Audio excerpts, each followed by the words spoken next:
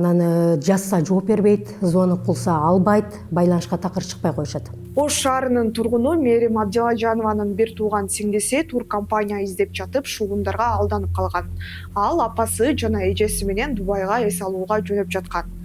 Москвада туруп эле визага онлайн тапшырып бардык төлөмдү жүргүзөт. Өздөрүн Туран туризм компаниясынын өкүлдөрү деп тааныштыргандар акчаны алгандан кийин байланышка чыкпай жок болуп кетишкен. Туран туризм деген компанияга отзывдар жакшы келет дагы, анан белгилүү Кыргызстандын белгилүү шоу бизнесиндеги адамдар дагы өздөрүнүн пикирлерин билдирип, анан жылдын мыкты туркомпаниясы деп тандашат экен. Ал визаны ошол компания менен сүйлөшө баштайт. Негизи турду деле ошол компанияга пландайт да, анан онлайн эле аларга төлөм жүргүзүп коет. Арадан 8 күн өтөт, кабар жок.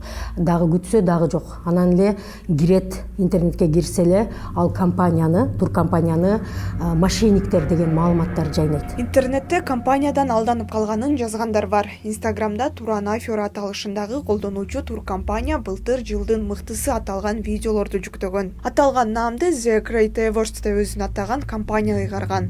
Иш-чараны белгилүү алып баруучу Айзада Жамырчиева алып барганын көрүүгө болот. Спонсорами сегодняшней премии в номинации «Туристическая компания года» награждается Туран Туризм. Компаниянын негиздөөчүсү катары Инстаграмда Сыдыкова Индира Исаевна көрсөтүлгөн. Анын атында эне эмгеги кайрымдуулук фонду бар. Ал эми компания тууралуу ачык булактарда маалымат чыккан жок. Мындан тышкары бул колдонуучу Жамырчиева Инстаграмындагы тарыхчасына Туран туризм жана Жапаров офишал аккаунттарын бөлүшкөнүн скриншоттоп алган. Аталган турфирма учурда социалдык тармактардагы бардык аккаунттарын жаап салган. Ачык булактардан алар тууралуу маалымат таба албадык. Бирок соц тармактарда анын директору катары Али Жапаров аттуу жаран айтылып жүрөт. Жергиликтүү басылмаларда быйыл жыл башында Али Жапаров менен бирге дагы 2 жаран алдамчылыкка чектелип кармалганы тууралуу маалыматтар чыккан. Алардын үстүнөн 40 адам Бишкектин 1-Май райондук сотуна арызданган. Маалыматка караганда келтирилген зыян болжолдуу түрдө $35,000 түзгөн. Мындай окуялар тилекке каршы көп катталып, шуундук токтогой келет. Биз турфирмаларды тандоодо сизге эске алышыңыз керек болгон негизги 5 кеңешти топтодук.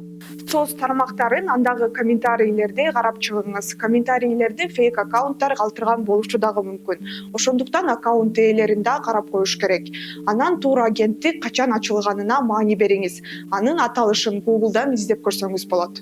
Эгер компания өзүн блогерлер аркылуу өтө эле активдүү жарнамаласа, аны ким жарнамалап жатканына көңүл буруу керек. Компания официалдуу түрдө катталганбы? Аны өз алдынча эле сайттан текшере аласыз. Туризм Gov.kg сайтында маданият, маалымат, спорт жана жаштар саясаты министрлиги лицензияланган туристтик компаниялардын тизмесин жарыялайт.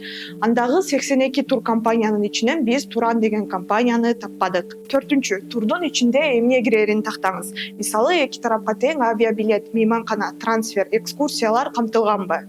Жашыруун төлөмдөр жокпу? Төлөмдүн расмий кагазы, ККМ чек, инвойс, SFI берилеби? Эгерде компания бул суроолорго так жооп бербесе же документтерди көрсөтүштөн баш тартса, анын ишенимдүүлүгү шек жаратат. 5-чи, келишимди кылдат окуңуз. Кызматтар так жазылганбы? Акчаны кайтарып берүү шарттары барбы? Эгерде жеке адамдардын картасына которуу сунушталса, бул кооптуу белги. Айткандай, каарманыбыздын окуясы кандай аяктады экен? Кайрылып көрөлүчү. Бир 10 күн аралыгында төлөп берди.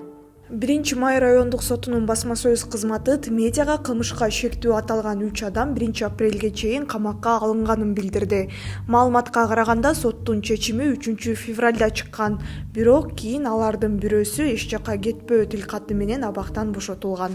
Ишенимдүү туристтик компаниялардын айтымында арзан тур уюштуруу реалдуу, бирок бир нече шарттар менен гана. Алар эрте брондолгон учурда билеттер жана мейманканалар арзаныраак болот. Акцияларды арзандатууларды колдонгондо, комфорт деңгээлинин төмөндөтүлгөндө, мисалы отель, жөнөкөй тамак аш, эконом класстагы билет.